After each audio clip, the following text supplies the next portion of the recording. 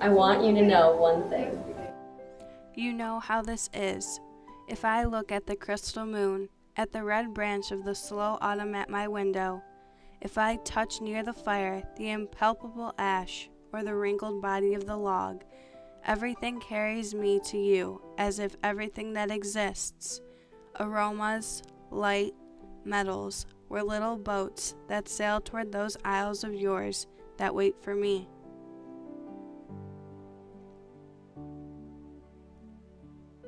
Well now, if little by little you stop loving me, I shall stop loving you little by little. If suddenly you forget me, do not look for me, for I shall already have forgotten you.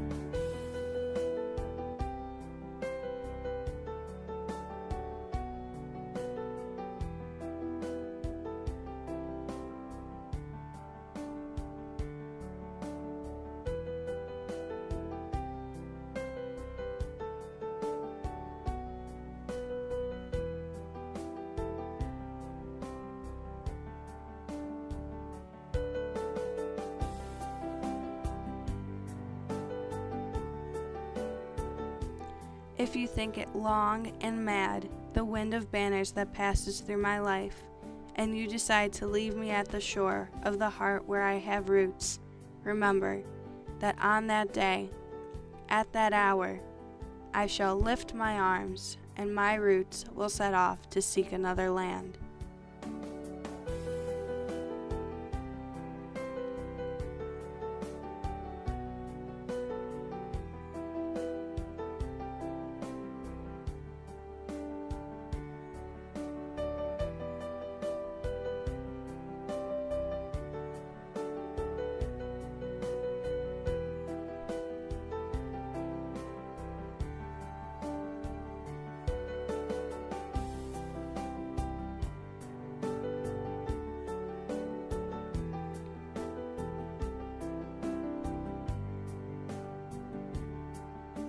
But if each day, each hour, you feel that you are destined for me with implacable sweetness, if each day a flower climbs up to your lips to seek me, Wait! ah, my love, ah, my own, in me all that is fire is repeated. In me nothing is extinguished or forgotten. My love feeds on your love, beloved. And as long as you live, it will be in your arms without leaving mine.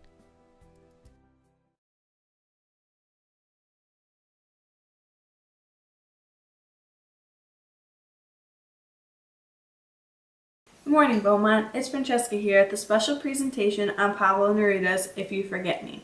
In our presentation, my colleagues and I will tell you about the theme, diction, tone, repetition, and personification that's in this poem. First, I'll tell you a little bit about the theme. Some of our sources have told us that people out there that have read this poem believe that it's about one of Pablo Neruda's past loves, or even of his love for his country. However, we believe that it is about his identity, or the identity of anyone who has experienced this poem. We feel that the theme of this poem is that the loss of a lover or a friend causes one to lose part of their identity. We believe this theme is the center message of Pablo Neruda's poem because as you develop these relationships, it determines the type of person you are today. On that note, let's head to Rachel and Elena that are off-site, and they'll tell us a little bit about diction and the tone in this poem. Elena? Pablo Neruda is known for using a lot of romantic and vivid writing and diction in his works. So some of the uses of elevated diction is to make the writing more elegant and pleasing to the ear and to convey more images. Also, using elevated vocabulary helps to elevate and intensify the range of emotions expressed throughout the poem and to make the readers feel the emotions more deeply and concretely. Some examples of diction occur in the second stanza. First, Pablo Neruda expresses looking out his window at the slow autumn, and that provides an image of autumn slowly passing by in a seasonal image. Later in that stanza, he says, the impalpable ash or the wrinkled body of the log. And impalpable means intangible or difficult for the mind to grasp.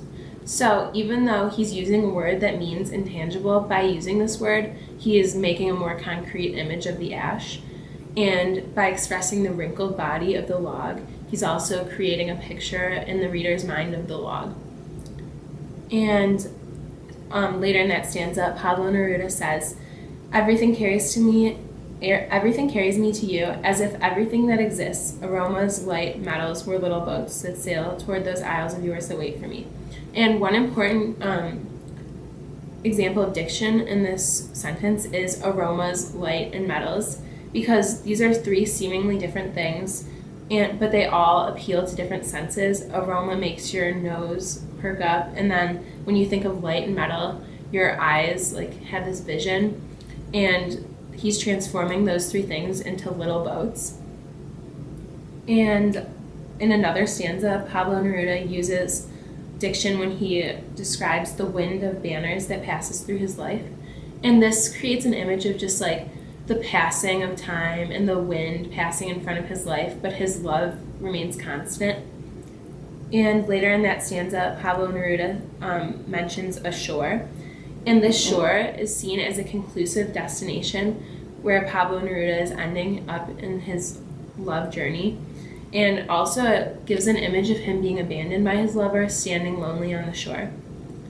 In the last stanza, Pablo Neruda talks about implacable sweetness. And the sentence that it is in is, you feel that you are destined for me with implacable sweetness. And this just goes to show that implacable means not to be appeased or pacified, and that it is his lover's destiny for him to be with him.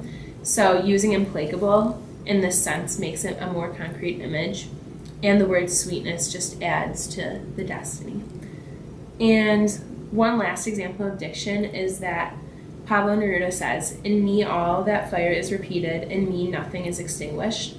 And saying fire is repeated gives you an image in your mind of the fire of the passion of his love just doubling, and nothing, even his lover abandoning him, is able to extinguish the fire in his life. The tone of the poem is meant to model a human relationship which carries both good times and bad times. Some of the good times are represented in the loving and sincere relationship that the characters have between each other, but they also have the spiteful, forgotten abandonment. One of the examples is Do Not Look for Me and Forgotten in the poem, where the characters are upset with each other and they want to be apart. But then their loving happiness is resembled in the words destined and of the heart, and then in the roots, where their relationship began and has grown and is strong. Thanks, Rachel. Now we'll head to Bridget and Lauren at Beaumont School, where they'll tell us a little bit about the personification that Pablo Neruda uses in his poem. In Pablo Neruda's If You Forget Me, there are many examples of personification. One example is, everything carries me to you. Although objects cannot literally carry you to a person, it's the memories that push you towards them. Another example is the line that says, my roots will set off to seek another land. Roots not actually move, but they symbolize a person growing and becoming comfortable where they are. A flower climbs up to your lips to seek me is another line. Flowers cannot literally climb, but a person reaches out towards another for support. Another example is, love feeds on your love. Love does not actually feed, but it grows and in the presence of other love. Thanks, Bridget and Lauren. Now we'll wrap up the program with a little bit on the repetition that Pablo Neruda uses in this poem. His use of repetition unifies the poem and creates a rhythm and flow throughout the entire piece. The main word that he emphasizes and repeats is if. If conveys the sense that he is very confused and frustrated with the messages he's receiving from this friend. He's not quite sure where to turn and can't figure out if there's ever a chance that they will be reunited. The repetition in this poem acts as a way of emphasizing the emotions that both the speaker and audience can be feeling. It also works to emphasize the tone of the poem, where it works from being calmly infuriated to eventually achieving a happily content attitude. This concludes our program. I hope you've learned a lot about Pablo Neruda and his poem, If You Forget Me. Now, please enjoy a special clip that goes behind the scenes of the creative video you saw earlier in the program. Thanks for watching.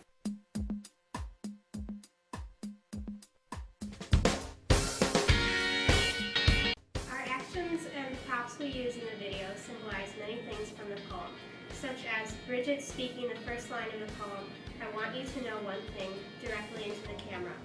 The line is important because she's speaking directly to her friend Elena, and Pablo Neruda is speaking directly to his lover in the poem.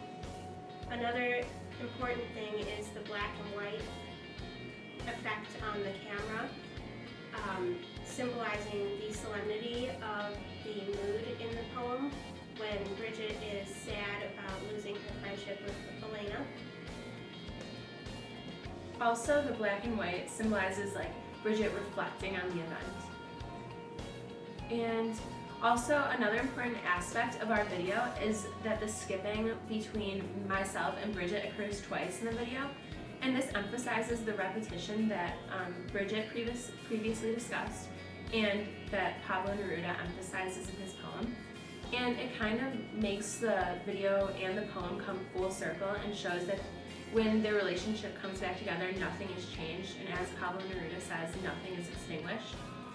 Overall, in this video, Bridget moves on and she becomes friends with different people, but she, as Pablo says in the poem, she's always willing to come back to her friend, or as Pablo Neruda is willing to come back to his lover. In our video, Bridget moves on from her friendship with myself. And in the same way, Pablo Neruda in his poem is talking about how he is willing to move on from his lover if she forgets him. But when Bridget sees that I am regretful of abandoning our friendship, then she is willing to go back to me and restore our friendship. And see what Francesca has to say about the video analysis. Hi, Francesca. Hello. Alright, so I'll be talking about our music and prop choice.